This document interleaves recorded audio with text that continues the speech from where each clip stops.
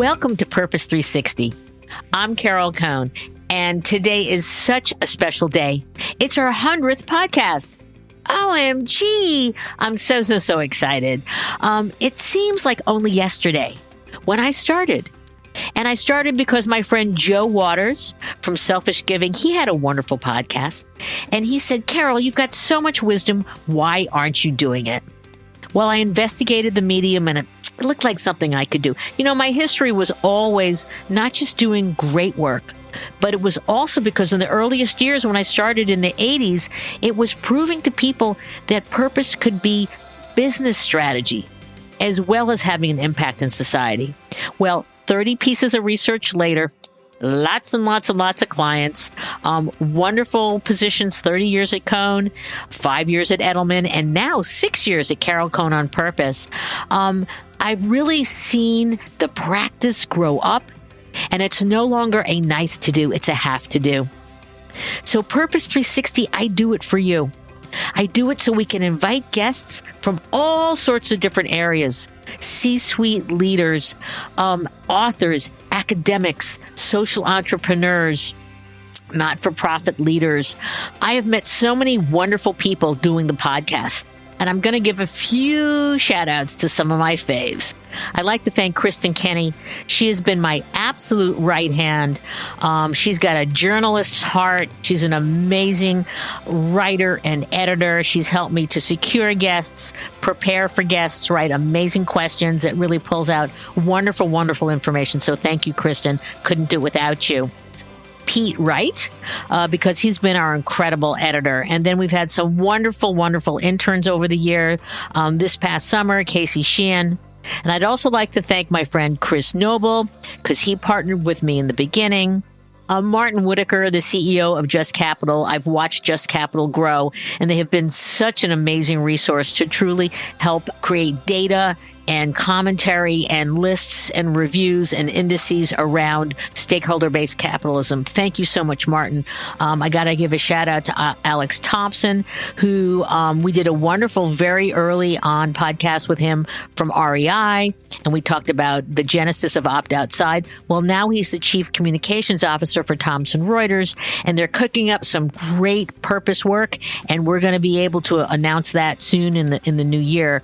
Balaji Ganapate, who's the Chief Social Responsibility Officer from Tata Consultancy. I've had 2 wonderful shows with him. You've got to listen to those. You know, in one of his shows, he said, Carol, you know, purpose is the new technology. And I went, what? He goes, well, listen, you know, about 15 years ago, every company wanted to be a technology company. But now every company wants to be a purpose company. And I will tell you that TCS, they have such embedded purpose that their turnover rate is absolutely tiny. Their retention is between 87 and 89%. It's amazing. Listen to that podcast. You know, the shows were so great. And at the end of every show, we always ask for 3 insights. And so we've taken those 3 insights and we've put them into an ebook. So we have an ebook for the first 25 shows. That's edition number 1. Please download it from our website, carolcohnonpurpose.com. And then you can also, we're going to have the second ebook coming out later this year. You know, I learned a lot from these podcasts and made new friends. And last year during the lockdown, the big lockdown with COVID, I saw a lot of purpose happening. And some of it was great, a lot of PPE and employees really jumping in and helping their neighborhoods and their medical heroes. But then I saw a lot of purpose washing. And so I got really angry. And so I started writing. And what was a blog then became an essay. And so we're going to, in our show notes, we're going to put a link to that essay. It's really wonderful. It talks about the key tenets of authentic purpose, because the next 50 or maybe 100 shows, I'm going to be focusing on embedding. Because it's no longer if an organization practices and has a purpose, it's now about the power of their purpose. You know, how can the show get better? It can get better if you send me suggestions. Who can I interview? What kind of questions should I ask? really engage with us because I'm doing this for you. And yeah, it is fun for me to do it too. I make great new friends. Also, a lot of themes came out from these many 100 podcasts. Themes such as, what is authentic purpose? Story doing versus storytelling. How do you galvanize employee? My number one stakeholder that I've talked about for over 30 years. And then what lies ahead for business and social purpose. When I started my podcast, and I gave a lot of speeches, of course, out in the world because I wanted to raise everybody's knowledge, I would always end my speeches with this line, what is your purpose? But now, because of COVID, the pandemic, because of the transparency afforded by social media, it's no longer a nice to do purpose, it's a have to do. So I'm going to end my commentary before our 100th podcast with David Goldberg and Founders Pledge with this question to you. What is the power of your purpose? Thanks for being great listeners. Please share the show with anybody that you feel can learn. It's great learnings. It'll speed up your abilities and those of your partners to do this work with greater authenticity and impact. And so let's get on with the show. Thank you so much for listening and being a great community.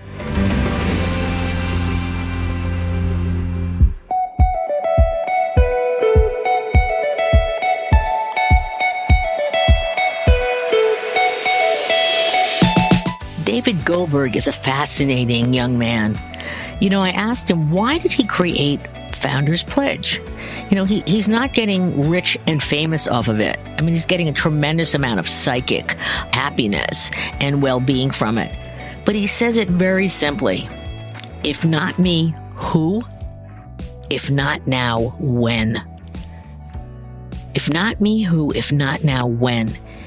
Is the wind beneath his wings driving him forward to truly take largely a cohort of tech entrepreneurs and teaching him that they can do well and do good when they have a sales event, a liquidity event. Focus on growing your business, and then you can perhaps have such a large buyout that in one case, David had a member that had a $250 million as amount to donate to charity. He also had some members that donated in the thousands. So join us. It's a fascinating organization. It filled a void next to the Giving Pledge from Bill Gates and Warren Buffett. It's filled a void next to 1% for the planet, which is totally about environmental issues. This is about individuals and entrepreneurs. So let's get started.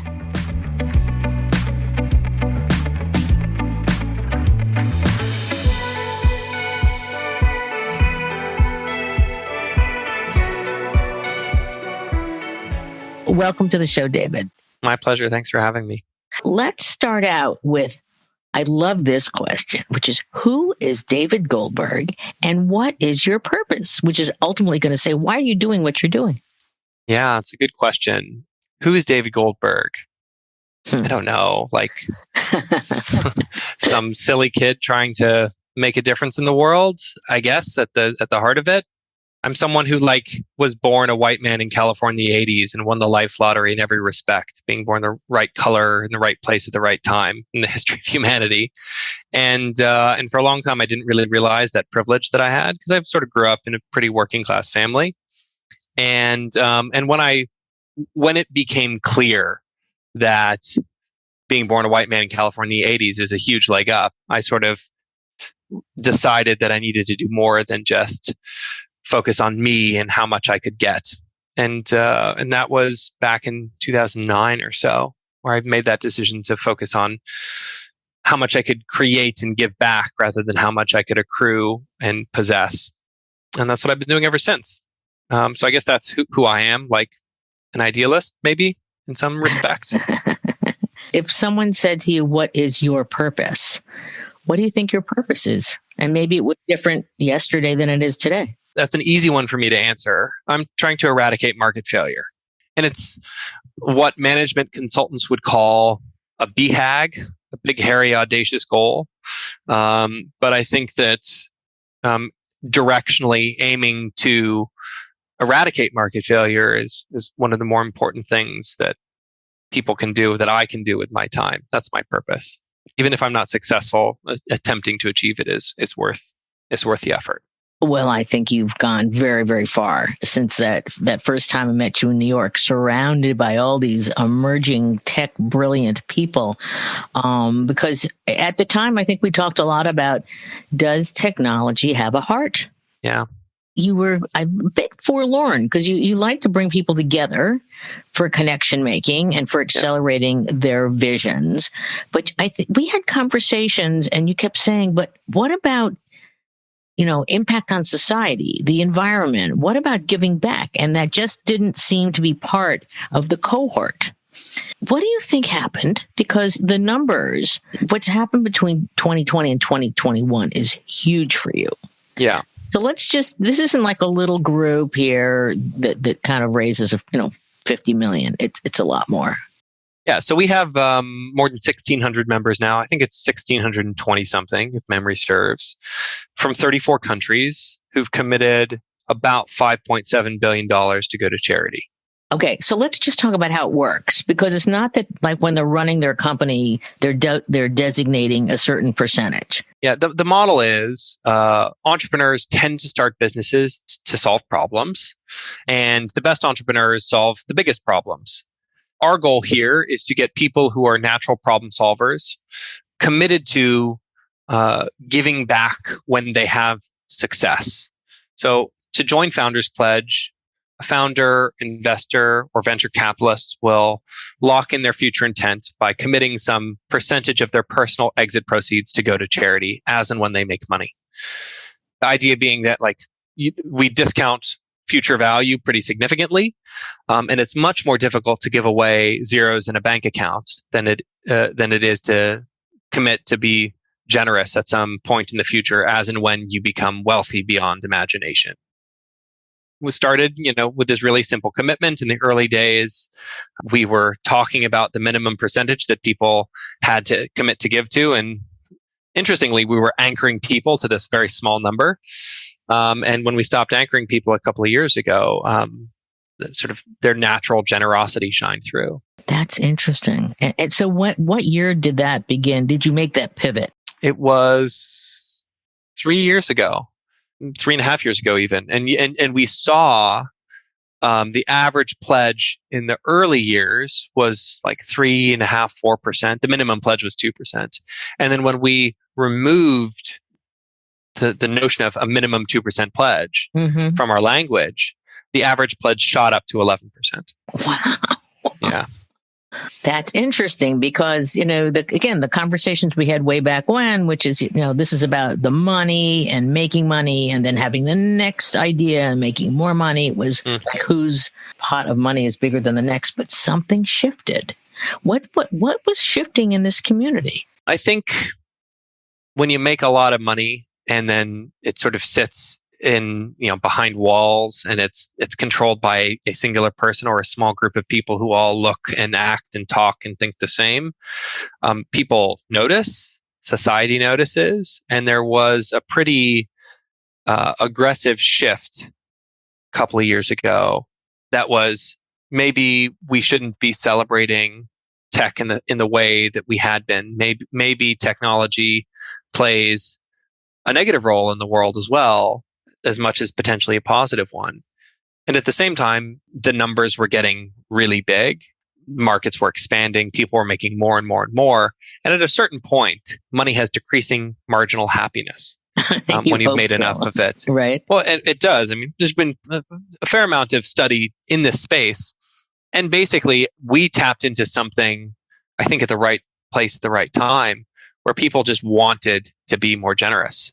They wanted the mechanism through which to say, this isn't all about me. I can give back. I can do good as I do well. What happened during COVID? COVID was a really interesting time for us. So I expected the economy to go pretty sideways pretty quickly. And I also expected that when economies turn south, philanthropy tends to dry up because profits also decrease, and so there's less tax advantage in giving to charity. So I made some pretty deep cuts on our team and downsized our team and let people go in the right way. Gave them 2 months of notice, 2 months pay, furlough here in the UK, and really sort of hunkered down for what was going to be a long winter. And it was the right decision first. But second, it was this pandemic brought out the generosity of people, right? And it spurred people to action that I had been chasing in some cases for years, who just didn't feel like the time was right for them to get involved because they were too busy, too in the weeds, didn't have the headspace to focus on philanthropy. But this pandemic just put everything into stark contrast, which was just like, again, like if not me, then who? And if not now, then when? And people reached out. It did help that we wrote a research report on global catastrophic risks in 2019, focusing on pandemic preparedness, and seemed to be pretty prophetic as this whole thing unfolded. So a bunch of people reached out, ended up joining, and then when you put a couple $1 trillion of money into the economy, the market's pretty frothy. And we've seen the results of that over the last couple of years. And so we stopped doing live events, in-person events, and focused on delivering value for our community, and growth just sort of took care of itself. And at the end of 2020, we launched a new product called Equity for Impact, aimed at supporting companies and the employees of companies on IPO track to give back of their success, regardless of whether you're a founder or the most recent employee. As a company goes public, people do really good from it. And so Equity for Impact just enables these employees to give back as their founders are doing so as well. And it was just this sort of like right sort of time for growth to happen. And it did. And it did. And it did. So thank you I love Equity for Impact. So you know what I'd love you to do? I want you to pitch me. You want me to pitch you? Yeah, I want you to, I guess technically you could make a pledge for your business. I could. But I'm coming to you. So somebody introduced me to you when we're having like a meal. We're in London. It's post-COVID per se. We're feeling a little bit freer and safer. And I have this amazing company.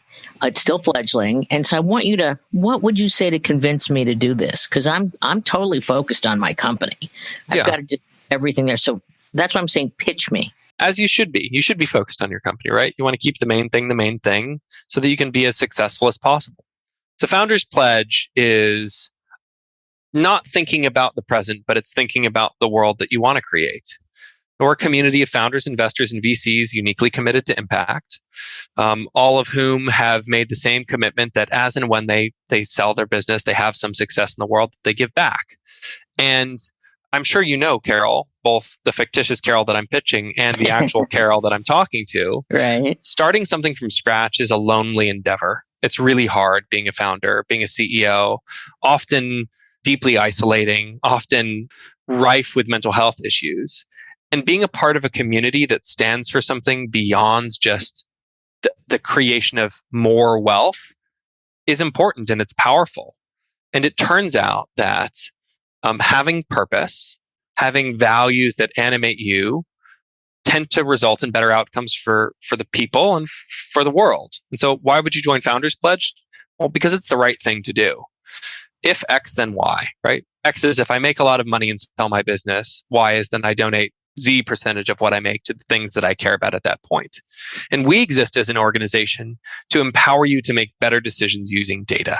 Now, if you're a very successful entrepreneur, and I expect you to be at some point in the future, a good tax advisor is going to tell you, you have to donate to charity. And they're right. You should. It's the tax prudent thing to do in most cases. If you're going to donate to charity, you want to donate in the most effective way possible. Founders Pledge is here to make sure that choice is made using data. It's radically rational, and it's driven by the things that are most important to you, maximizing certain things, minimizing others. So we exist to help you make better decisions using data, like a family office for your philanthropy, except our family office costs nothing and is biased to impact and impact alone. Thank you. I want to talk a little bit about the VC community, because the VC community is not known for its heart. And so you might have a founder and it's a guy or a gal or whatever, and they're thinking maybe they have kids, maybe they don't, maybe they have friends, a community, a special issue. I can see them ultimately over time wanting to share their wealth. But VCs, I don't know. So how did you convince them? So I think there are some VCs that get a bad rap, and others deserve it.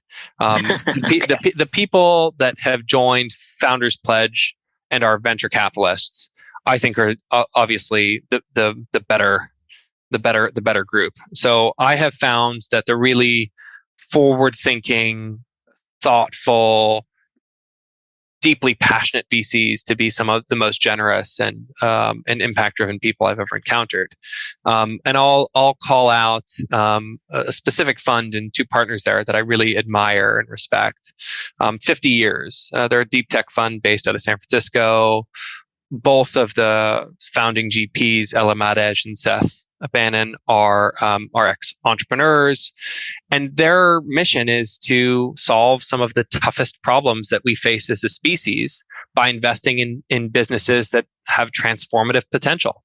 So they're a commercially driven venture capital fund animated by impact. And I think that they're some of the smartest, best investors out there. So signing them up was like was a conversation, right? They already believe in making the world better and giving back. They see the transformative potential of technology and are investing in entrepreneurs who have social missions but are achieving them through purely commercial aims. And so it would seem perfectly aligned with you. Yeah. So it would seem that the more entrepreneurs that they are signing on, that are most of them, are they making the referrals? So it's a positive. Yeah. So we tend to happen to share like a meaningful percentage of their portfolio.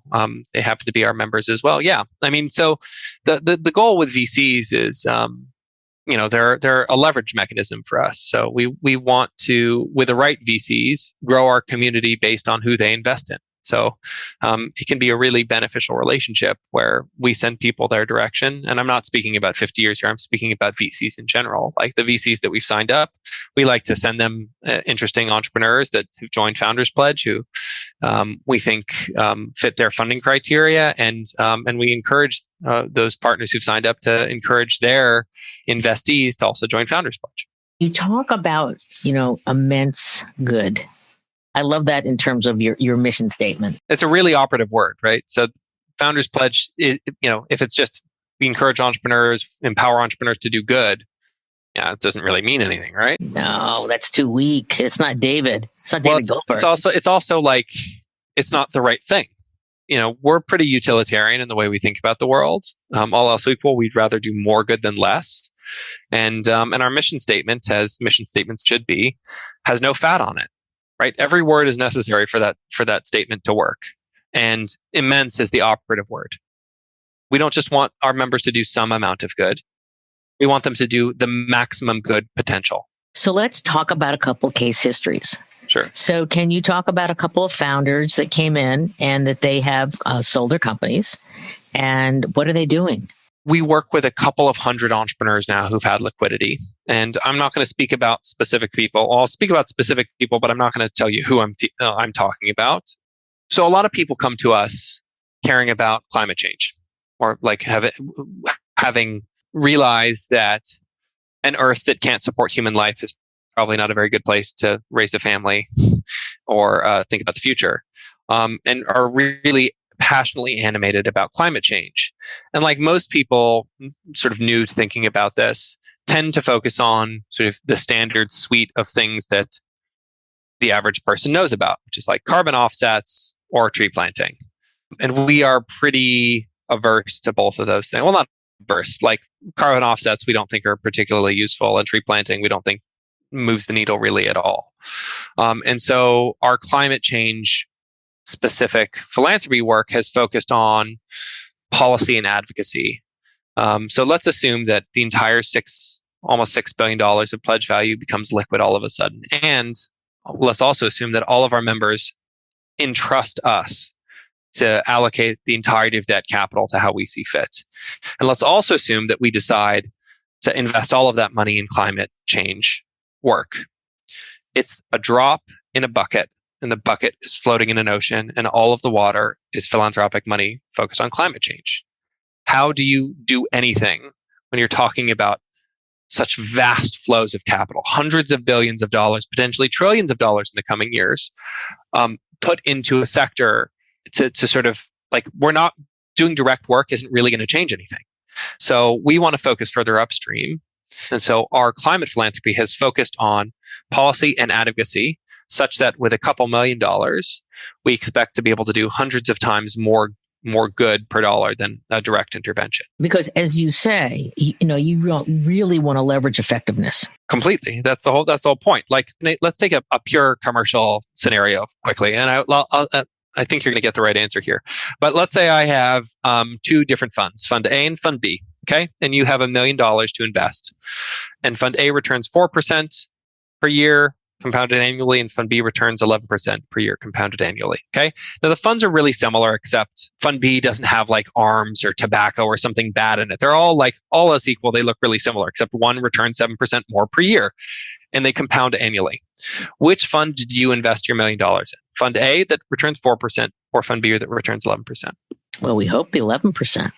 All right. Of course, you invest in Fund B, because the difference is after a decade, Fund B returns, $1.5 million, and Fund A returns $500,000. It's significantly better over the course of time. It's a non-decision because it's so obvious. Yet when it comes to philanthropy, we make the wrong decision 9 times out of 10 because it feels emotionally satisfying to make a bad decision, and we sacrifice impact. We tend not to think about impact in the same way that we think about, return on commercial investment, but it's essentially the same thing. Philanthropy is investing.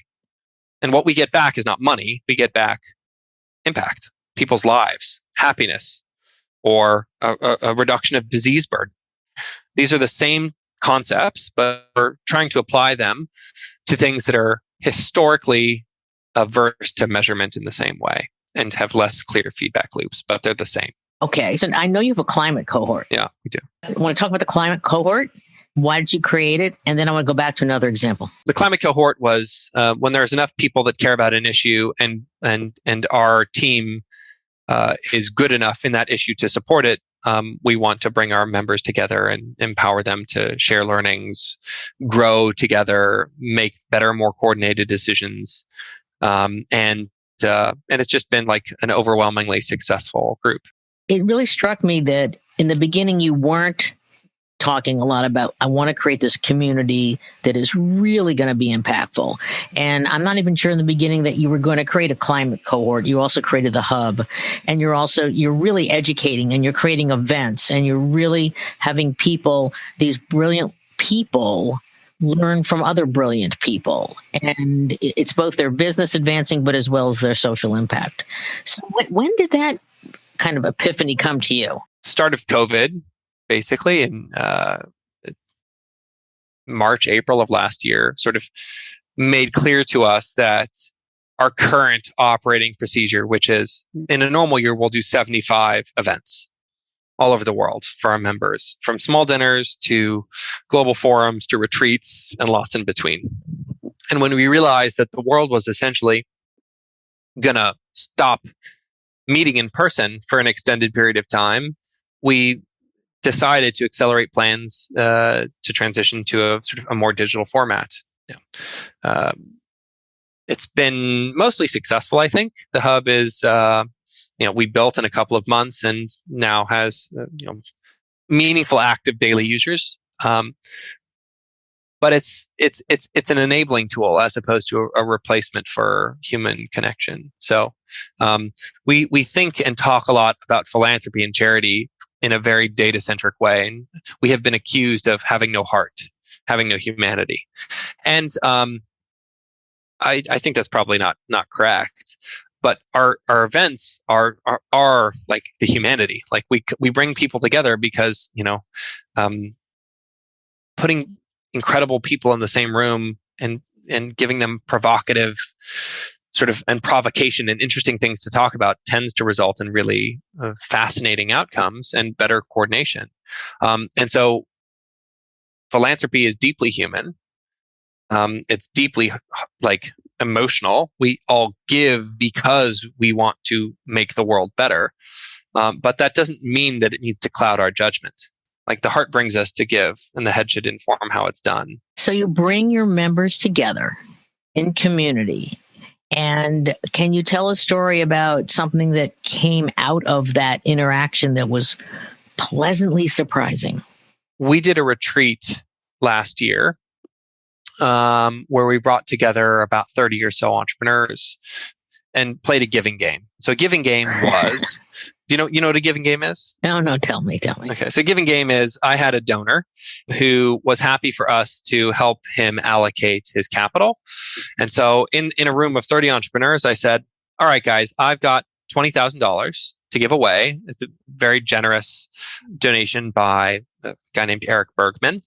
And I want you to help me allocate this. And so we split the group up into tables and asked them to think about how they would allocate this money if they had complete control over it without sort of any framing. So they started talking in groups. And then I said, okay, I'm going to give you 4 options that you're going to have to pick one of these options of where you'd like your table's vote to go.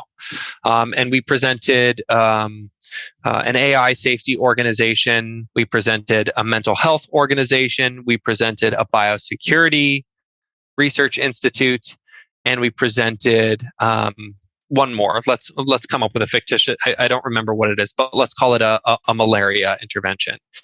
And I gave a short overview of each organization. Each table got handouts, and then the table discussed for the next 15 minutes which organization they liked the most. They voted amongst themselves. Whoever got the most votes at the table, that's what the table's vote was. And then we had each table vote on the whole, and I think there were 6 tables, something like that, and had each table justify why they chose what they chose. And at the end of the day, that was the plan. And before everyone voted, I asked the room to top up the pot. And I said, okay, you don't know where the money's going to go yet, but I'd like for each of you to, on the back of your name card, write down an amount that you'd be comfortable donating to one of these organizations. And then we collected all the name cards, and I figured we'd bring in a couple thousand more pounds or dollars, some small but meaningful amount of money, and it quadrupled. So we went from having $20,000 to having $80,000, and ultimately the mental health charity won. That's what got the most votes. But it was interesting to see how people needed to justify decisions with scarcity. So like this was like the money, the resource is scarce, and you have trade-offs, right? And each person at the table was making an active trade-off between what their gut wanted them to do initially, which is like without the framing of here are the 4 charities, and then thinking about the 4 charities and narrowing from them and interacting with other people. It's this really interesting process where you have to make tough decisions. And when you give something to someone, you choose not to give it to another. And that has implications. There's an opportunity cost. And it was interesting in a couple of respects to see the organization that won. I didn't expect the mental health charity to prevail, but it was also interesting to see the generosity of a group of people that didn't show up to this retreat to give money, but they showed up to learn. Because these were people still in the weeds, still growing and scaling their businesses, but when given the opportunity to be generous, people can be radically generous. But you're also incredibly analytical. That's right. So it's interesting that you're teaching when you talk about effectiveness for immense good, that what I'm hearing you say is, let's not just do this from our gut and our heart. Let's take the analytical approach that we have to our businesses through your smarts and your community and your offerings, and let's do a head and heart combination here to be much more effective. Correct. That's great. That's great. this is how people make decisions, right? They've made their wealth by being by the numbers, by looking at the data, making decisions, iterating, making mistakes, learning from them, becoming better, and just like constantly following the data to where it leads. Why would we ask them to behave any differently with their philanthropy? With their philanthropy, yeah. Yeah, I'm curious about the demographics of your members. Male, female, you said, 34 countries, I think you said? Is that That's right. correct? Yeah. And also I'm curious about age. Is this something that is more a millennial or is it all ages? It's all ages. So our oldest member is in his probably late 70s now. He joined in his early 70s, I think 2015. So he must be 76, 77. And our youngest member joined when he was 17. His mom had to sign his pledge for him.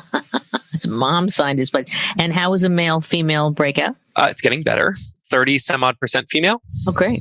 Still underrepresented given the demographics of the world, but definitely overrepresented given the demographics of the technology sector. And how about people of color? Better than the tech sector at large, but again, I think it's something like 15%-ish. Okay. And I know you want to grow it. Yes. Absolutely. I mean, it's one of our KRs is to have a more diverse and representative group. So let's talk about your challenges. So again, in the early years, to me, it was like, oh, is this going to really happen? I don't know. And then you had the Giving Pledge out there, and you had 1% for the planet. And so talk about, establishing your brand and your model and perhaps one or two of the biggest barriers that you had to overcome. So I see the people that came before us, like the Giving Pledge, as total trailblazers. I'm in awe and admiration of what the Giving Pledge has accomplished. I mean, Bill and Melinda Gates and Warren Buffett really did something special and paved the way for us to exist, I think. 1% for the planet, again, like a pretty tremendous initiative. 1% for the planet aimed at corporates. Giving Pledge aimed at billionaires. Nothing really for the community that we're operating in. We don't work with companies. We work with individuals. We work with them, from the very early days through to when they leave this world. We've actually had a couple of members pass on over the couple of years that we've been around. But it really is, end to end. We'll start with people when they've raised a Series A, Series B, and work with them their whole lives, ideally. Oh, you start that early. We used to start earlier, but now we tend to focus sort of Series B plus. Okay. So so you start conversations when they're A, and then they start going to B, and then you start getting serious about signing them up. Once people have raised a Series B, then that's when a serious conversation starts to happen. It sort of is that turning point when it goes from like gambling to like there's going to be some meaningful outcome here in the vast majority of cases. And then we work to sign people up sort of when they've raised a Series B typically. And regarding the types of businesses, what percentage have purpose at the center? Exist to truly solve an issue in the world, social or environmental, or so some are and some aren't. So I'm just curious about the complexion. So it's an interesting question.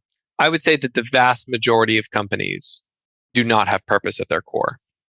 Now, would they say they have purpose at their core is a different question of if they do or they don't, right? So I think there's lots of companies that believe that their purpose is really socially impactful, but isn't really. If you get sort of like when you get down to it, that's like not why they exist. There's a really small number of businesses that have the scale ambition that our members do and explicitly are aiming for a social mission.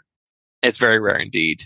And in fact, the people who are already social need us less than the people who are purely commercial. So you're not signing up B Corps?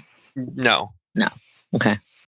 I mean, would I sign up a great B Corp? Sure. I'm interested in finding value-aligned entrepreneurs who are going to get us, our worldview, derive value from what we do, and are hopefully going to make a lot of money that we can help them to give away as effectively as possible. Let's talk again about another great success story. We had a guy in Sweden who's a great entrepreneur, became a good friend of the Founders Pledge, who sold his business and was really just sort of like unclear about what he wanted to do in the world. Sort of our ideal person, right? He had a pretty open mind and was sharp, like a smart guy. And we tend to view the world in one of three distinct worldviews, or people tend to fit in one of three distinct worldviews with their interest areas. So they'll either have a current generation focus. So like our current generation affects anything with respect to people that are alive today, mental health to global health and development to homelessness to arts and music, education, poverty. This is all sort of a current generation worldview. The second worldview is one focused on non-human animals, animal welfare. This tends to be focused on ending factory farming and sort of the industrial meat ecosystem. And then the final worldview is one that preferences future generations, what we call long-termism. And so this is probably the most controversial or most difficult for people to wrap their heads around, but arguably one of the more important ways to think about the world. And this is, ensuring that humanity doesn't go extinct in the next couple of generations. And while it may seem far-fetched, it's actually not that far-fetched. We're at a really interesting point of human history. I think 100 years from now, if you look back, you'll say, "Wow, right around the 2020s was when things changed pretty radically." And so we went through a value discovery process with this gentleman, and that's basically trying to understand how someone makes decisions, what underlies their motivations, the values that underpin how and what and why and where. And it turned out that this guy was really interested in ensuring that the world that he leaves his daughter is one where she can be happy and where her kids and their kids will have a safe place to live. And so he ended up giving into trying to avert global catastrophic risk. And so over the course of time gave about $600,000 to a couple of organizations focusing on preventing human extinction. One was the Center for Human Compatible AI.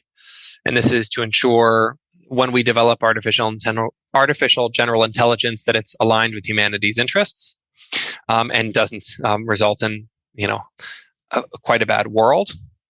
And the other is the Center for International Security and Cooperation, which is part of Stanford, and they are focusing on biosecurity and global health. This grant was back in mid-2019. And in mid-2019, putting money into biosecurity was like a pretty out there thing to do. And in mid-2021, much less out there, right? So biosecurity is like preventing zootropic pandemics. And wouldn't you know, we've just had one. And so we've been thinking about this space for a couple of years now, and funding organizations trying to prevent the worst biosecurity risks from coming about. That's a great example. So thank you. So for our not-for-profit listeners who want to be on your radar screen, how might they do that? Pretty hard to get on our radar screen.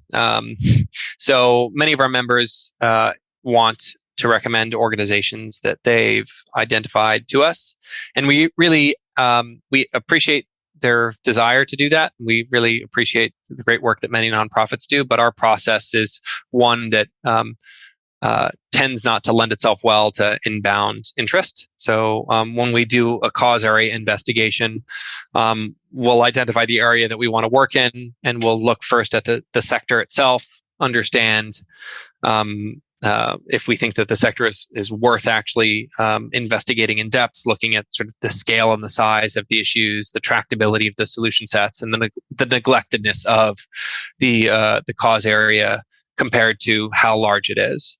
And if once we've identified on an area, or we've identified an area like global health and development, then we'll look into specific types of interventions that have research and data to support the efficacy of them. And then we'll dig into the charities themselves. And so our process tends to be pretty top down. And as a result, having a charity reach out and say, "Hey, we'd like to be considered," sort of puts the cart ahead of the horse in a way that isn't really very helpful and cuts against our process. So all of that said, if what you're doing you think the examples that I've given around long-termism or animal welfare, specifically related to factory farming, or global health and development, focusing mostly on poverty alleviation, neglect, tropical diseases, malaria prevention. You can send an email to info@founderspledge.com. We'll say thank you, and I'll give someone will give a shorter version of what I've just said in text form, and we'll put you on a list such that when we review the area, we'll keep you in mind. So from the early years when I knew you, you've really evolved to an organization, your consultancy per se. I mean, your advisory consultancy and such. You said over 40 colleagues. Yeah, about 40 people now, yeah. At what point did you decide that you really needed to have that growth to provide those layers of insight, information, and recommendation?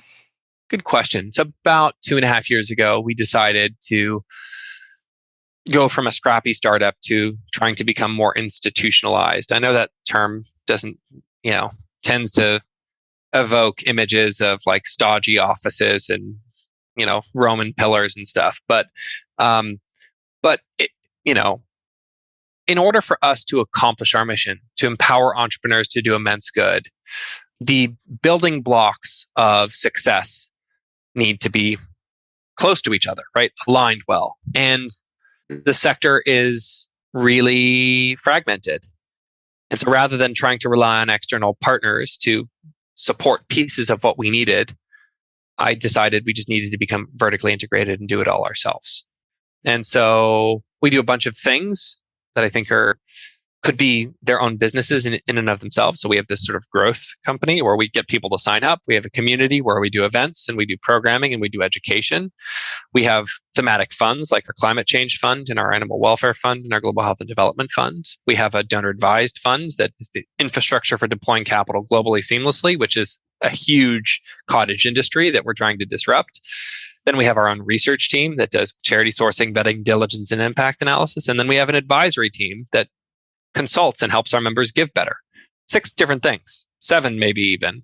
But together, they are full stack philanthropy, and it just makes it better. That's your tech stack. Yeah.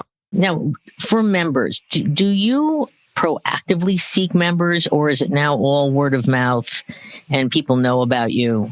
Or is there somebody, I really want that person to join up? It's a bit of both. So we set expectations when someone joins our community of what we want, like what we expect back of them.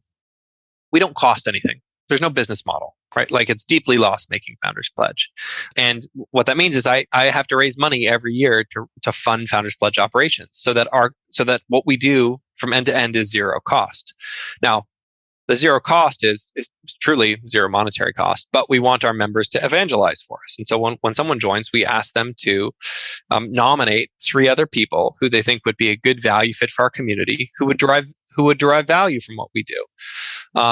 That's one way. And the other way is when we hear about an entrepreneur, a company that we think is doing really exciting stuff, where we think that founder or those founders would really benefit from being a part of our movement, we'll see how we can connect to them. So the nice thing about doing something really beneficial for free is that people want to help us. And so LinkedIn is a powerful prospecting tool for us. So when we find someone that we want to talk to, we'll go out to our members who we think know them and ask if they can make an intro, if they think they'd be a good fit.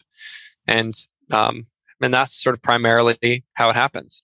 We're unfortunately getting down to the bottom of this conversation because I really love it. But I'd love to know, what is the largest amount in a liquidity event that you had working with the entrepreneur to donate? And what's the smallest amount? I think our listeners are going like, sounds fascinating, but love to know the range. The largest amount is about $250 million. And the smallest amount is less than 1,000. Look at that. Okay. And so that takes me to pivot to, you also had non-members, I think for the first time, getting engaged. And I think it was over $3 million that they donated. What was that all about? So I think aligning incentives is like one of the most powerful things that we can do as a society to fix problems and behaving in the right way. So the research that we do, we publish. and we make available to everyone. You don't have to sign up to Founders Pledge to pay anything. It's not hidden behind institutional paywalls. All of our research is immediately accessible to anyone in the world who goes to our website, founderspledge.com. It's all there. And so non-members who follow our research and say, hey, thank you so much for, send an email saying, I just made a donation to charity X as a result of reading your research report. Wanted to let you know, thank you for doing this, right? We'll take note of that. That'll feature in our impact report. There's lots of other advisors out there in the world as well, in Germany, in the Netherlands, in the US, who utilize our resources to advise their clients. And when they do, they let us know. And we track that as part of our passive influence. Well, that's wonderful. I didn't know that about your research. So I will make sure that I can stay on top of that, and I'll make sure we cover it in our newsletter and such. Thank you. You're welcome. We've talked a lot about the incredible growth of your organization.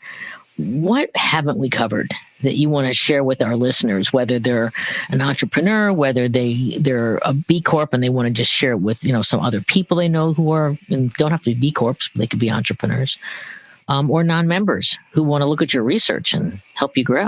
The journey has been really hard. Looking from the outside looking in, it's just been this sort of very sort of hockey stick like growth over the course of the years. And it's thankfully sort of looked like that inside as well, but it's also been really hard. So like growing something that doesn't have commercial incentives and good financial feedback loops is really tough. Lots of charities in the world try really hard to sort of be successful without real commercial incentive. Like running a charity is really hard. And it's just as lonely as running a business, except you don't have the potential mega upside. So that's one piece. Is like this gig is hard. It's worth doing. And the other is, I'll say to the people who are on the fence about if they should be giving back, if charity is the right thing, if they wonder if they have enough, if they've made enough, they've aggregated enough before they start to do good and give back. The questions I have are, if not now, then when, and if not you, then who, right? Mm-hmm. Excellent. Go live your best life and be your best self, your most generous self. And if that means for you joining Founders Pledge, then please reach out to us. And if that means starting a great charity, then please do that. And if that means just building a great business and giving to your local community, then do that. That's wonderful. That's a great ending, David. So you have come so far since we had that conversation on the roof in the cold, and you said, I have to have you on the board. And I was on the board for the beginning, but now you have totally accelerated since I've been off the board. But you're still a friend, and I love what you're doing. And you are helping entrepreneurs answer this question: what is the power of their purpose? So thank you, David Goldberg. My pleasure. Thanks for having me.